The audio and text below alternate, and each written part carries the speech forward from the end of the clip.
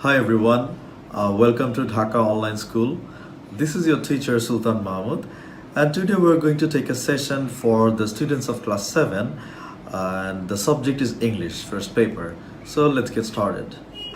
Okay, so we have a lot of things in our English for today book, but today we're gonna cover a specific topic that is scene comprehensions. Okay, scene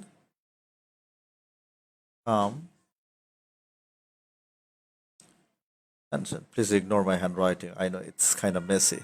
All right. So scene comprehension. So we're going to talk about this.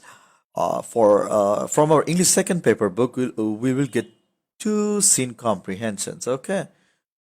This is first one and this is the second one. Okay.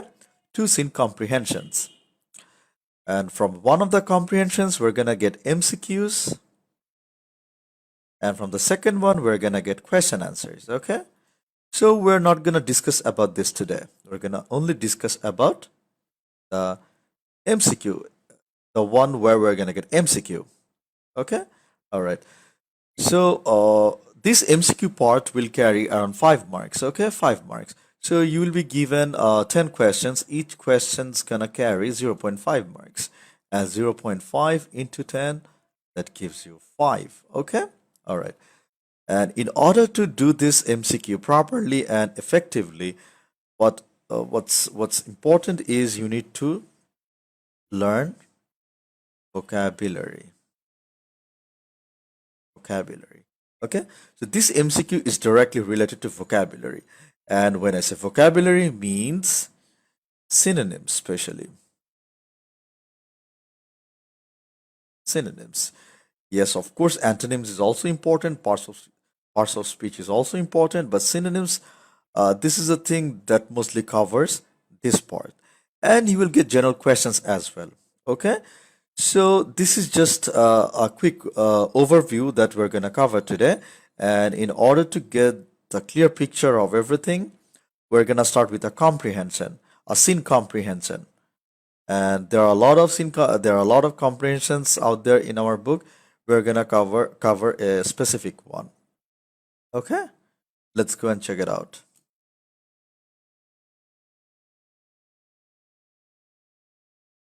Now let's have a quick look on this comprehension. It's from Unit 5, Lesson 3, and it's a story about Helen Keller. Read the following passage and answer the questions accordingly. Helen Keller was a great humanitarian. Humanitarian is a person who seeks to promote human welfare. She deeply cared for the people who were sick and injured. These disabled people could not use a part of their body. So disabled means having a physical or mental condition that limits their movements, senses, or activities. Helen worked for these disabled people all through her life. Helen Keller was born in 1880 in Tuscumbia, Alabama. That's in USA. Her father was Captain Arthur Keller and mother Catherine Adams Keller. So captain is a title for the commander of a military unit. Her family was not rich, and its main source of income was cotton plantation. Plantation is a state on which crops such as coffee, sugar, etc. are grown. Helen was quite healthy when she was born, but in 1882 she had a high fever and she became blind, deaf, and dumb. Means she could not see anything, she couldn't uh, hear anything, or she couldn't talk anymore. At that time, her father was a newspaper editor. Editor is a person who is in charge of and determines the final content of a newspaper, magazine, or a book. He told Alexander Graham Bell about Helen. Bell, the inventor of telephone, was working with deaf children that time. Inventor is a person who invented a particular process or device or who invents things as an occupation. And we all know about the great inventor Alexander Graham Bell. Later, Bell met Helen and her parents. He suggested Perkins School for Blind in Boston for Helen. Captain Arthur went to the director of the school, Michael Anaganus. Mr. Anagana sent one of his best students called Annie Sullivan to help Helen in 1887. Annie greatly helped Helen to communicate. Okay, so now that we are done with this passage, so it's important to learn about the vocabularies, the vocabulary from this passage, and we're gonna check this now.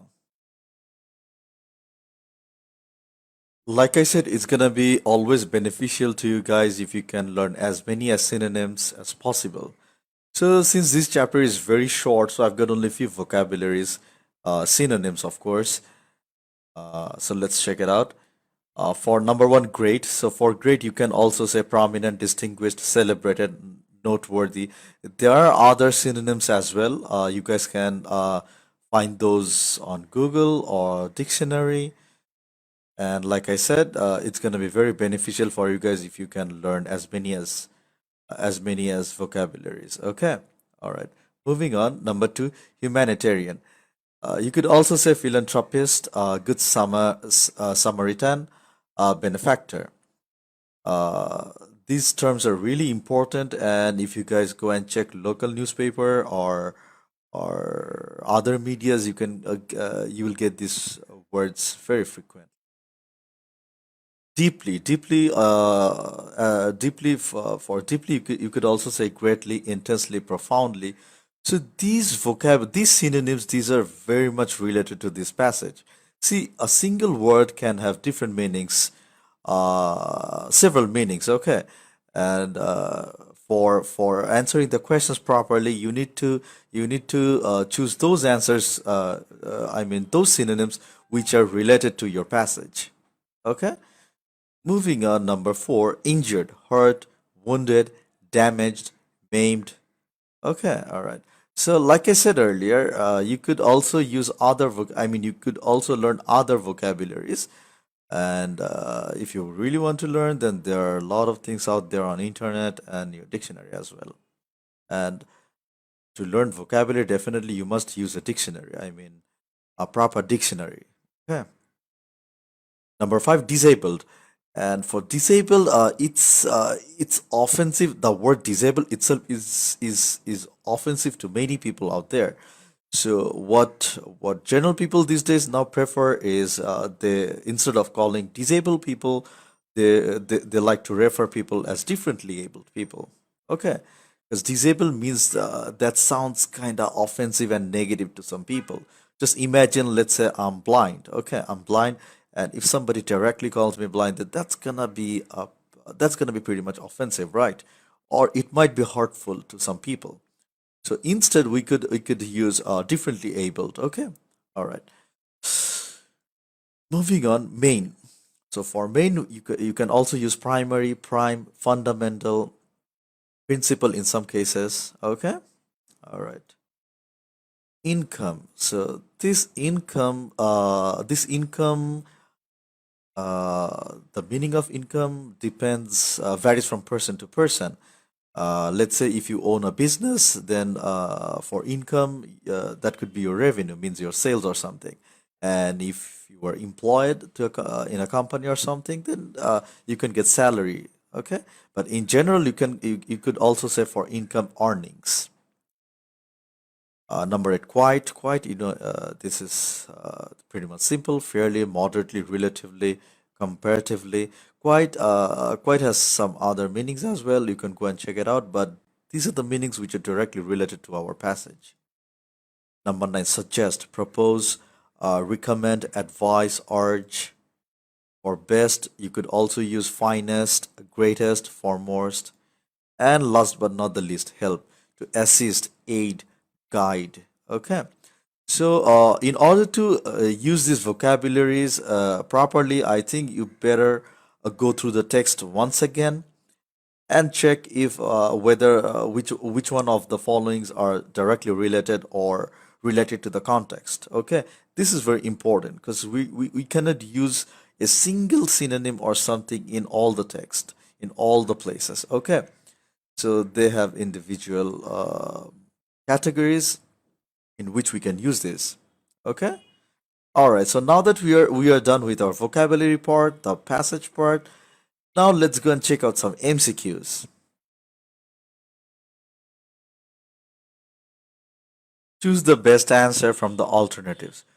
You'll be given 10 questions, and for each question, there will be four options. From those four options, you have to choose the best answer. Okay, so since these questions are related to vocabularies, so a single word might have two, three meanings, which are there in the options, but you have to choose that option which is directly related to the context, means the comprehension. So let's have a look on question number one. The word injured means fit, wounded, healthy, strong. Sometimes you can eliminate the wrong answers, right? You see, injured doesn't mean fit, neither it's healthy or strong. So sometimes you might get some options which you really don't know the meaning of. You might not know the meaning of. So in that case, you can eliminate the options which you are 100% sure not correct. So wounded is the correct answer. The word injured means wounded. Next one, the word disabled means inactive, dynamic, lively, functional. So here again, I have given two, three synonyms earlier.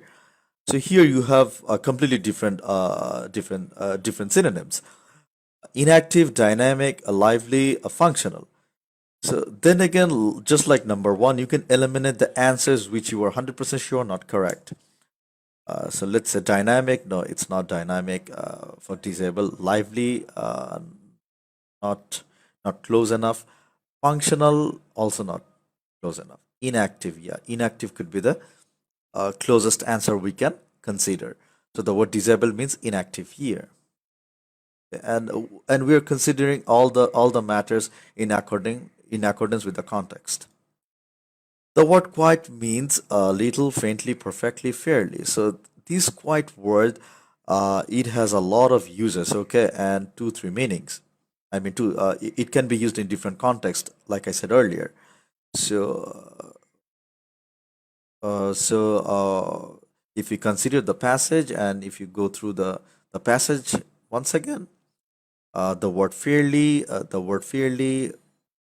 uh, uh, matches the most. Moving on. The word suggested means asked, inspired, instructed, recommended. Once again, before answering these questions, I think it's better if you guys open your book and go through the text once again. The word suggested means recommended. You're recommending that person, you are suggesting that person to be taken, to be granted. Moving on, the word communicate means, so see, communicate means you are passing information or you are exchanging ideas or information, and that way you could. There are a lot of means of communication, and if we consider the context once again, the closest answer we can take is talk. Option B, talk. All right. Now let's move on to question number six. The word deeply means generally, slightly, totally, greatly. So in accordance with the context, deeply, the very next thing that we can consider goes to option D, greatly. Then question number seven. Helen Keller is a dash purist, scientist, philanthropist, and socialist. So just if you recall our vocabulary section, I guess you would probably remember the first thing that we have learned today, a synonym for humanitarian, that is philanthropist. Option C. Question number eight. He suggested Parkins School for the Blind in Boston for Helen. Here, which of the following is closest meaning of the underlined word suggested? Same question, I guess. This is exactly the same question for question number five as well, or four if I'm not mistaken. So suggested, recommend, of course, recommend. Number nine, when Helen became disabled, her father worked for dash. So this is a direct question from the text, and it has nothing to do with vocabulary. When Helen became disabled, her father worked for a newspaper where he was the editor, if you guys can remember. And last but not the least, question number 10. Annie Sullivan was sent to Helen to dash her. to teach her, to assist her, to govern her, to nurse her. So, what we had in the passage, the exact word that we had in the passage was she was sent to help her. So earlier we have seen in our vocabulary part some of the synonyms of help, right? So assist is a very good you can use here. So Annie Sullivan was sent to Helen to assist her. So assist is the correct answer here. Okay, that is option B. So this is pretty much it for today.